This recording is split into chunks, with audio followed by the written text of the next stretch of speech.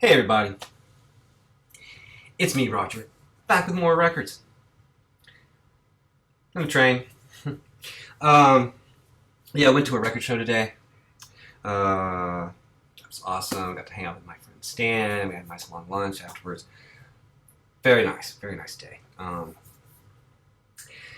as I usually do when I go to these things, I make a video and show them right out of their nasty little sleeves and show them unplayed, uncleaned, just what I got, because that's what I do. But first, I want to give a massive thank you and shout out to John, Kiefer, and Mark over at Dr. Rhythm Channel. And I've said it before, I'm going to say it again. If you do not subscribe to the Dr. Rhythm Channel, I mean, if you like the nonsense you see here, totally, these guys, they know their shit. They show great stuff, not just the rare, let's get all excited stuff, but they show lots of great soul music and great people. I hope someday to get over to jolly old England and meet them.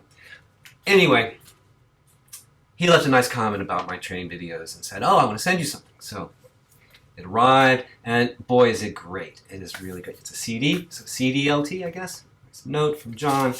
Thank you so much, John. This is so cool. Now, what is it? It is Chris Watson, El Tren Fantasma. I'm like, what is this? Now, I guess what it is, well, okay. I'm looking at it, and, great old pictures of old equipment. Yeah, I mean, come on, you gotta love that. If you're into trains. So, not much in the way of notes here, but it says inspired by Pierre Schaeffer. I'm going to talk about Pierre Schaeffer in a minute, but it's like, oh, okay, musique concrète. And that's what this is. So this guy, Chris Watson, who is this British guy, went and rode on the transcontinental Mexican railroad and recorded the sounds of the stations and the clickety-clack of the tracks and the horn and all that kind of stuff, and then put it all together as a piece of musique concrète, which is, sound music. And it's fantastic. It is just so... Now, there's a whole genre of, train sound records out there, particularly, of the steam. As the steam era was fading, there's like, the sound of the steam engine. But this is a modern train, I believe. I'm not totally clear on this. Also, I want to give a shout out to Spencer Grady, who, thank you for your email. I plan to respond tonight or tomorrow. Sorry about that. It was really nice to hear from you. Nice to know you watch these things. Spencer, John, Martin, do you know each other? You should know each other. You should. I mean, you live in the same country, right? Just like I know everybody in the United States, right? Anyway, as I was researching this, I found Spencer Grady's review of this, which is fantastic because he's a great writer about music. And this is just stunning. It's just, and again, I feel like it's made for CD. All the tracks kind of blend together. It's like this, I don't know how long it is, maybe about an hour, less than an hour.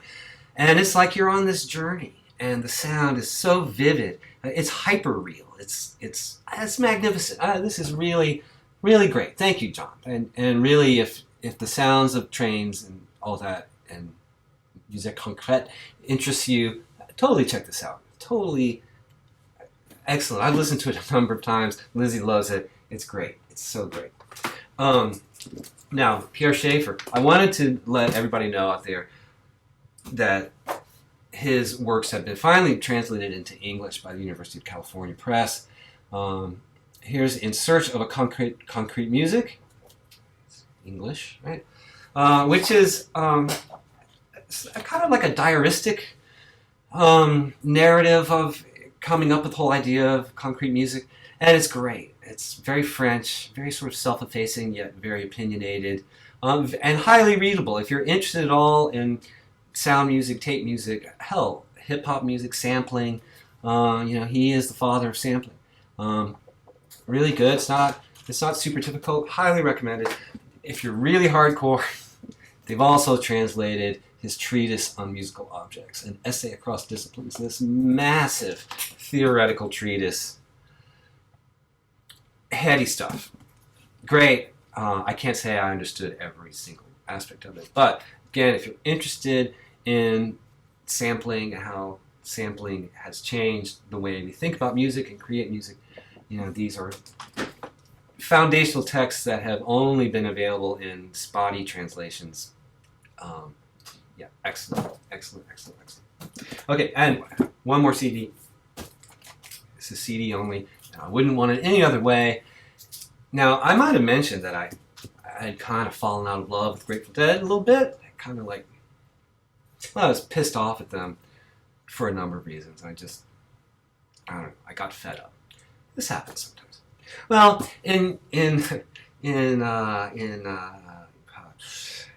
simultaneous with my being on this railroad reverie, I've kind of I'm discovering my inner hick, basically, and the Dead speak to my inner hick, if you know what I mean. Their take on country music is hey, my heritage is white trash, and so when I talk about white trash, I know whereof I speak, because that's where I come from. Anyway, so I had to get this when I heard it was coming out. Garcia Live, Volume 11. I was at this show, November 11th, 1993, at the Providence Civic Center, good old Providence, Rhode Island. Hey, Rob, if you're watching, I know you've been to the Providence Civic Center. Is it still standing? It might be. Big old hockey rink. Yeah, so me and Liz and my good friend Chris and my friend Keith, we went to these shows. Saw this one and the one in Portland, Maine, which was incredible, although I don't think you could capture what happened at that show on a soundboard anyway. Anyway, this is a solid outing by Garcia. Late Garcia, he'd be dead within 2 years. Nice set list. They even try to do He Ain't Give You None. It just totally... It's a train wreck. They sing a lot about trains, too, the Dead. So. Anyway, this is very good, and it's oh, I was there. Brings it back. They, one of the things that pissed me off about the Dead, and not so much the Garcia estate, although his estate was a big mess. It's always the 70s. It's you'd think that they only played music for a few years, and that's it. No, they had a 30-year-long career, and all the shows I saw were in the 80s and 90s. So anyway, nice to have something. Show I was at, nice, cheap. CDs now are cheap, as they should be. All right, cheers, everybody. Thank you again, John Kiefer. Cheers. It's a little bit early to be drinking beer, but hey, it's a light little Sierra Veza from Sierra Nevada. It's a very light Corona-ish kind of beer. So it's I'm drinking water. Okay. Want to see some records? I got some records. I went to a record show today. It was a little more low-key than it has been previously. I don't know what that means. I was talking to people. It was noticeably fewer people, fewer vendors. Although there were some vendors that I'd never seen before, and they had really good stuff. I'm just going to say it. I think a recession, we're right around the corner to a major recession. And I think people know this, and they're not going out. They're not being idiots like me and buying records. All right, but anyway, hey, only live once. Thank God. So might as well buy records, right? Okay. You'd think I've been drinking beer all day. No. Okay, so this is Big VC Fave. I didn't pay that, almost, but still in shrink wrap on Fani, original copy of Ray Barretto's Acid. Now, I have not actually heard this record. I only know of it from people showing it, because what a great cover. I know it's recently been reissued. My understanding is it's a psychedelic samba record. That sounds pretty cool to me. Yeah. I've never seen this. Double album, Gary Barton and Into Troop. I've Known Rivers and Other Bodies. Double LP on, this is Prestige. From, this is 1973, I believe. Live at Montreux, 1973. Live at Montreux. I remember Dr. Deadwax made a video where he was talking about how, live at Montreux, you gotta watch out. Well, I tell you, I figure anyone with hair like that's got to be all right. Yeah, I've never heard a bad Gary Bartz record, so you know that's cool. Speaking of Gary Bartz, now this is from another vendor who I bought a lot of records from in the past. And he brought some more great stuff. So Harlan Bush music, Taifa, also on Milestone. Also gatefold, pretty nice shape. Yeah, so with Andy Bay, Junie Booth, Harold White, Nat Bettis. Cool. And now this had been sitting in his crates for a while, and he wanted what I thought was a little too much for it. He was like, "Oh, hey, if you buy this, I'll give you a good deal on it." I'm like, "Okay." Pinnacle by Buster Williams on, what is this, Muse, 1975. Still in the shrink wrap, although I gotta tell you, Andreas, I'm taking this nasty shrink wrap off for sure. Yeah, so this has Woody Shaw and on trumpet and Sonny Fortune on saxophone and flute, and some folks Earl Turbington I'm not familiar with. Alan Gums on piano, that's kind of cool. It's hard to tell. I think this is going to be kind of in that spiritual vein, but with straight ahead touches, I guess. I don't know. It looks really cool. It's got to be cool, right? Again, anyone with hair like that, it's got to be all right. He also had this Vangelis soundtrack on French EMI, Pathé Marconi, La Fête Sauvage. Yeah, so 2 side-long tracks from Vangelis, 1976. I said before, Vangelis can be really hit or miss, but when he hits it, it's nice electronic music. He's a master of electronic music. Not always to the ends that I would desire, but hey, he didn't ask me. But this looks good. I mean, come on. All right. Another local guy who... I can never remember his name, but he's a fixture around here. He always has some good stuff. And I was not familiar with this Joe Farrell record on CTI, Outback, with Airto and Elvin Jones, Buster Williams, again, and Chikria on CTI from 1979. Now, what's interesting is this is not a gatefold, and it's not super glossy. Maybe by 1979 they weren't doing that so much. I don't know. And CTI can be really spotty, but the other Joe Farrell records on CTI are great, and I expect this will be no different. Again, hair like that. Okay, maybe not that hair. His main thing, this guy, I want to say his name is Stuart. I could be wrong. I know he watches. Hey man, remind me of your name next time. He knew my name. I was amazed. Anyway, his main thing is 80s stuff. So he always has some interesting 80s stuff. And, we always talk about how 80s stuff is like, that's what everybody wants now. What used to be common and, well, this was never common, actually. This is from 1989. Bauhaus. What's the title? Swing the Heartache, the BBC Sessions. So, BBC Sessions, 2 LPs, or 2 12 inches on Beggar's Banquet. So, UK. And 89, we're well into the CD era by 89. So this wasn't cheap, but he gave me a good price on it. And, Bauhaus has been a fixture of things I pick up at the record shows because you used to see Bauhaus records. Well, back in the 80s, they were brand new, but you don't see them so much anymore. The same thing with OMD. Particularly their early stuff. So this is Orchestral Maneuvers in the Dark, Architecture and Morality. US copy from 1981. Now, OMD would become like very synthy pop kind of thing. And their early records are really interesting. They're kind of synthy, but they're more of a dark post-punk kind of atmospheric sort of thing. Way ahead of their time, I think. And so this is one I didn't have, and now I do. Okay. Also saw my friend Jim. Hey, Jim, if you're watching, always good to see you. I feel bad I don't always buy stuff from you, but I did buy a record from you. This is now the 3rd copy of this record. I just can't find one that doesn't skip. Bobby Womack, the poet. Now, this appears to be in really nice shape, and we'll see.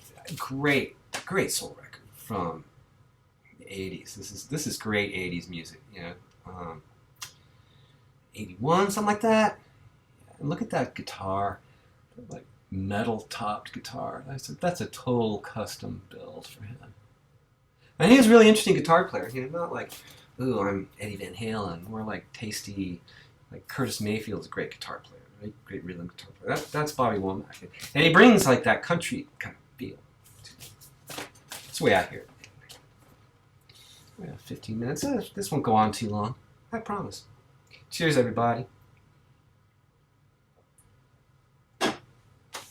Okay, so one of the vendors had just, you know, these record shows are interesting because you have like the guys with just like boxes of kind of beat records, you know, no order, not even priced. I kind of can't deal with those guys. And then you have guys that like, oh, they're arranged and they just want to get rid of this stuff. So it's priced to move. Though I like those dealers. This was one of them. And then there's the dealers who like, they know what they have and they're willing to schlep it all over the goddamn country until they get the price they want. And so, you know, it's always fun to see like these really rare records and it's, you know, but when you're talking like $3 for a record, I'm like, I don't do that very often. But it was neat to see. But anyway, so this is one of the dealers who's like price to move, easy browsing, and just great stuff like Bert Jansch, Rosemary Lane, original US copy on reprise from 1971. It's in gorgeous shape except for this green tape on the side, which may even be removable. I'm not sure. It's kind of a slip cover. I'll give it a shot. Bert Jansch, yeah. One of the two guitarists in Pentangle. Classic UK folk stuff that I love so much. Yes, nice find. And then he had a bunch of electronic, like new agey stuff that for $5 piece. I couldn't believe it.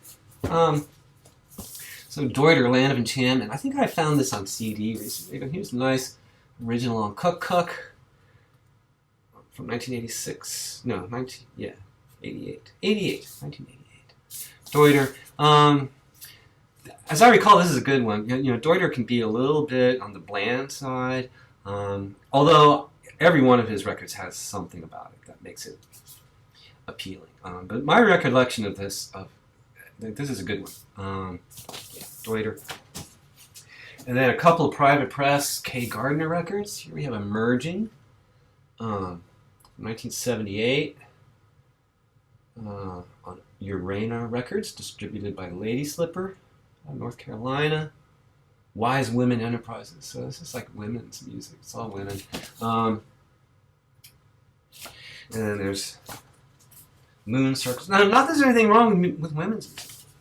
I'm just saying. You know, it was like deliberately like no men. But yeah, so it's like she plays flute, and so there's piano and violin. It's gonna be new agey. But I mean, for $5 a piece, I figured, how can I go wrong? Same thing with this. I do collect Stephen Halpern records. He's kind of the like Mr. New Age records. And this is one where he's doing some collaborations. That's usually a good sign, and at least for making it more musical rather than meditational.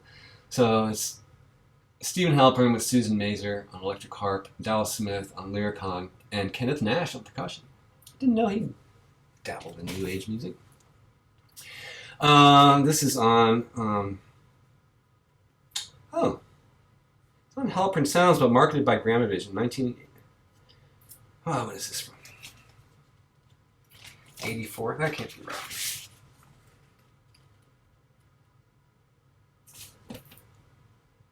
'86. Aren't you glad you know that? Still on its shrink. Yeah, great. And some time ago, I showed the first Beaver Cross record, which surprised me how good it was and how interesting it was, and it is. Or, you know, 71, early electronic music, American electronic music. So I found their second record for like $10. All Good Men. on original olive Warner Brothers label. Now, I think this was true of the other one too. They did like weird covers. I remember thinking, oh, this is going to be terrible. But so they do some Bach and Scott Joplin, and I'm prepared for those tracks to be horrible, but it could be great. This was their last record, I think, because one of them died. I can't remember which one. Yeah. Okay, almost done. Almost done. Early Ultravox record that I was missing, Systems of Romance on Antilles. Interesting. I guess the original would be a UK copy. So this is the US copy on Antilles. This is before they became the real synth pop band, or on their way. But this is still John Foxx's band. So more of a post-punk kind of thing going on here. I guess. I haven't heard it. But yeah, I think now my early Ultravox collection is complete. Finally, my friend Stan said, oh, I got your record. It'll match your two passions. The Pennsylvania Railroad, first collection series. I don't know what that means. And he's like, oh, I knew you'd like it because it came with all the inserts. It's not just the record. So now, there's, like I said, there's a whole genre of record albums of the sounds of the railroads. So anyway, yeah, so this has like Semaphore record, Sounds of the Railroad. See what I'm talking about? So this kind of thing. Your track side, the big steam engines going by. Glory days of steam. So there's a record, which looks virtually unplayed. And then this neat booklet. So it's the Pennsylvania Railroad, an audio documentary. So this is basically a piece of railroad propaganda from the company's perspective, and that's always fun. So we get like an introduction from the president of the Pennsy, and then railroad sounds, riding from Seagirt to Spring Lake, New Jersey, 1955. So I guess it's all steam era stuff, and pictures of steam locomotives. A lot of pictures here actually. Horseshoe curve. Norfolk Southern keeps derailing these days, so they're not putting their trains together in smart fashion. Thank you, Stan. Too funny. Alright, that's all I got. I hope that was fun for you. I hope that was as fun for you as it was for me. It was a good day. Yeah, everything sucks. No, this doesn't make everything okay, but it was a good day. I'm going to enjoy cleaning up these records, listening to them. And, I hope you're having a good day. And take care, everybody. See you soon. Bye.